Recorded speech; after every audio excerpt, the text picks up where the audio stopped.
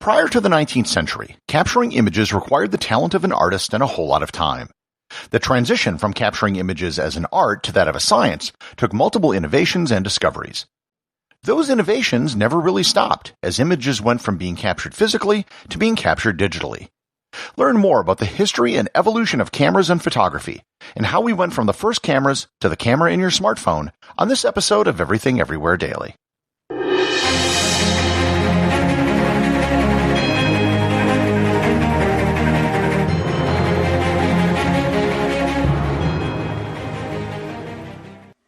This episode is sponsored by Storyworth.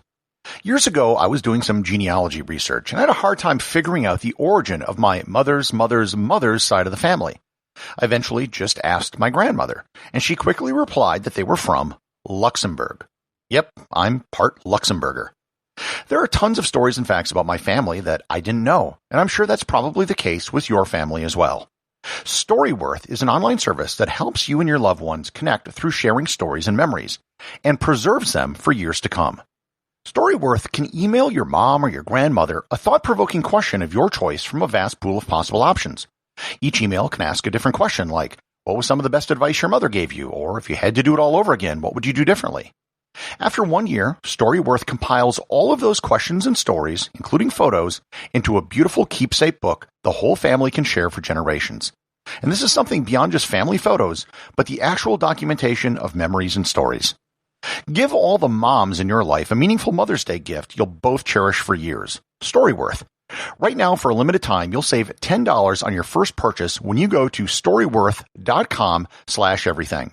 That's STORYWORTH.com/everything to save $10 on your first purchase. Storyworth.com/everything.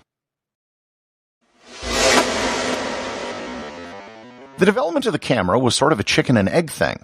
Both the camera and a light-sensitive photographic medium needed to be developed for either one to make any sense.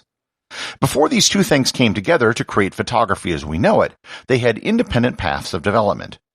It was only when they were both at a point that was developed enough that we could have photography. The development of the camera side of things was really the development of optics. The earliest discovery of something camera-like would have been the camera obscura. And I covered this briefly in my episode on Vermeer, but basically a pinhole in a very dark room will project the image outside the pinhole into a room on the wall, upside down.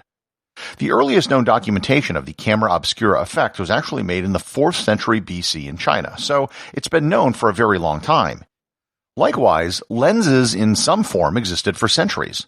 Simple spectacles were made in the 13th century, but lenses and the art of lens grinding really came into their own in the 16th and 17th centuries. And this is what allowed for the creation of telescopes and microscopes. The other big theoretical discovery that was necessary was Isaac Newton's discovery that regular white light was actually made up of separate colors.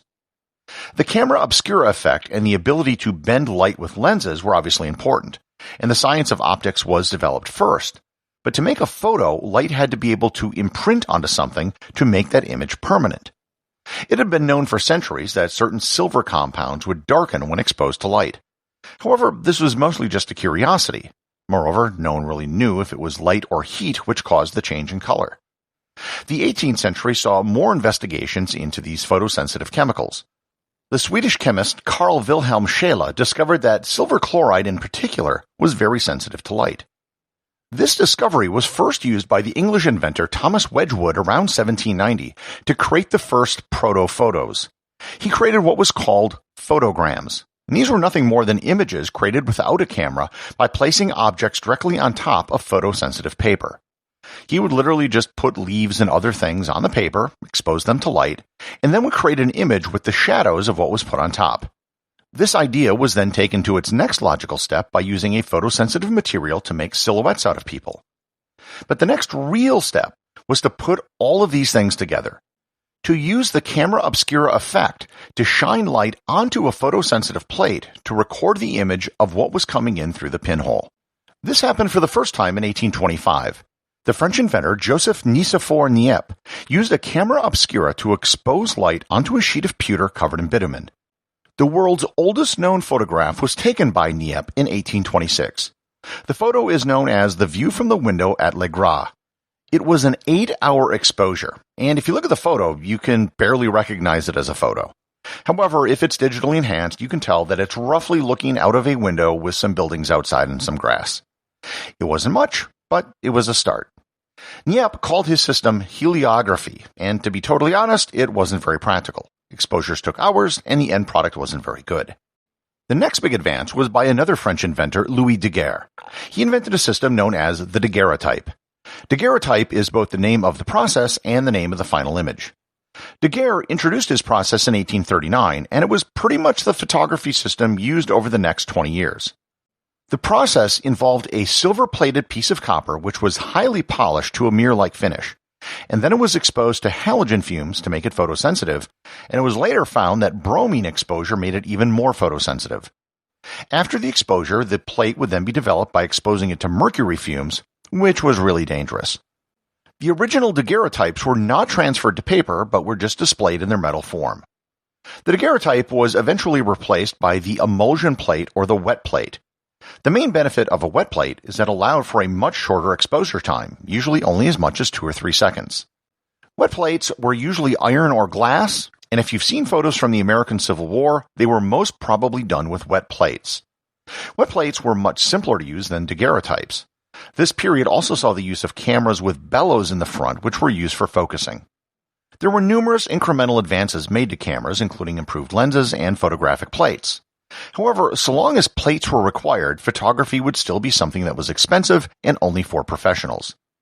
The next big development came from a name you might recognize, George Eastman. In 1885, he developed a dry gel that could be applied to paper, which could be used to expose images instead of a heavy plate. In 1889, he moved from paper to celluloid to make the first photographic film. And here I'll refer you to my episode on plastics and the role of early celluloid. It was the development of film on celluloid which allowed for the creation of motion pictures as well, but that's another story. In 1888, Eastman also introduced the world's first commercial camera, and he dubbed it the Kodak. In 1901, they introduced what would become a revolutionary camera that made photography for average people explode, the Kodak Brownie. All the techniques I've mentioned so far produced black and white photos. Light exposure would darken the photosensitive material, and that was it. The desire for color photos existed almost from the beginning, and the technique to create color photos was also known early on. The English physicist James Clerk Maxwell figured out that you just needed to take images with red, blue, and green filters and combine them to make a color image. The first color photo was taken with this method in 1861 by the English inventor Thomas Sutton, which is far earlier than most people suspect. However, taking 3 different images with 3 different color filters was very difficult and very time-consuming. A simpler method for color photography wasn't developed until 1907 by Auguste and Louis Lumière, the same Lumière brothers who helped popularize moving pictures. Their system was called the autochrome plate. Instead of 3 images, they created 3 layers of color filters on a single image plate. Each color would then be exposed slightly differently on each layer, and the end result would appear to be a color image. Color photography was still pretty rare and expensive until the development of the Kodak Kodachrome film in 1935. Kodachrome used a subtractive method of capturing color, removing yellow, cyan, and magenta, rather than an additive system like the autochrome plates. Kodak Kodachrome film was produced for an incredibly long time. The last rolls were discontinued only in 2009. I don't want to imply that photography advancement stopped in 1935 because there were clearly continuous advancements in film, cameras, and lenses.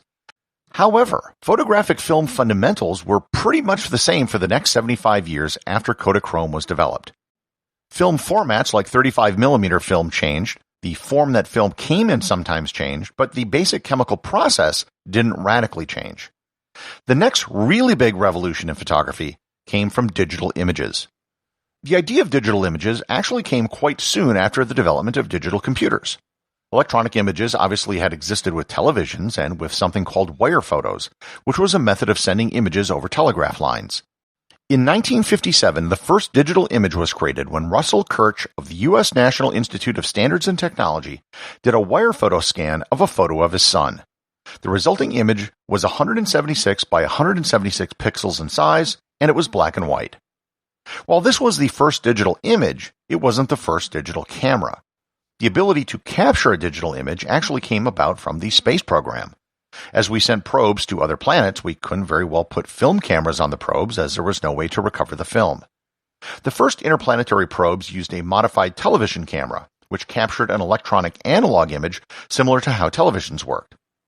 A big advance came with the development of the charge-coupled device, or CCD. A CCD is an array of capacitors that detects incoming photons. Each capacitor is called a pixel.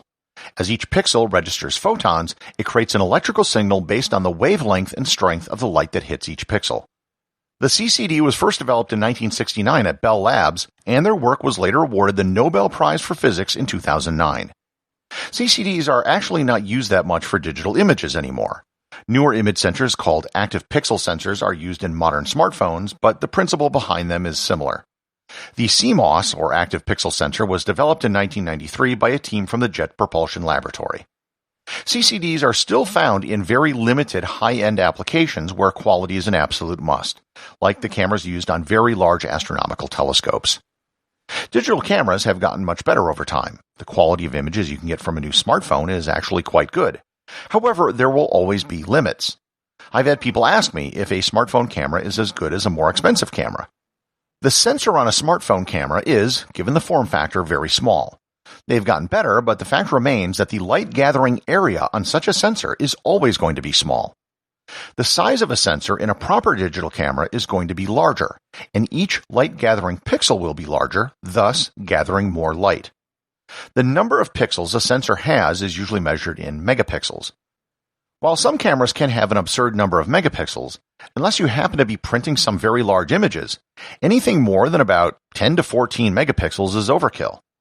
In fact, more megapixels can often make images lower in quality by reducing the size of each pixel on the physical sensor. One thing I'm sure that most of you are familiar with is digital file formats. The most popular format is JPEG. JPEG stands for Joint Photographic Experts Group, which established the format in 1992. What it and almost every other digital image format does is compress the image so it has a smaller file size without dramatically diminishing quality. The way it does this is by condensing similar pixels. For example, in an uncompressed image, details regarding the color for each pixel are given. So it might say this pixel is black, this pixel is black, this pixel is black, and so on. In a compressed image, it would just store the information as pixels 1 through 7 are all black, which requires less space. Hence, the simpler an image is, the easier it is to compress. Many new digital technologies haven't totally replaced their previous analog predecessors. In photography, however, that's exactly what has happened. Other than niche hobbyists, film has pretty much been totally replaced by digital photography. This has ensured that even though the roots of photography go back almost 200 years, it's still an area where there is significant investment and innovation today. Everything Everywhere Daily is an Airwave Media podcast. The executive producer is Darcy Adams. The associate producers are Thor, Thomsen, and Peter Bennett. Today's review comes from listener Vern over at Podcast Republic. He writes, "Always interesting, even if the title of the episode doesn't seem like it will be an interesting one. An incredible wealth of knowledge packed into small, quick-to-listen-to segments. You have discovered one of the secrets to the show. If you skip an episode because it doesn't seem interesting, you might actually be skipping something very interesting, but you just didn't know it. Remember, if you leave a review over at Podchaser until the end of April, they'll be making a donation to help feed Ukrainian refugees, which will be matched by several other podcast companies.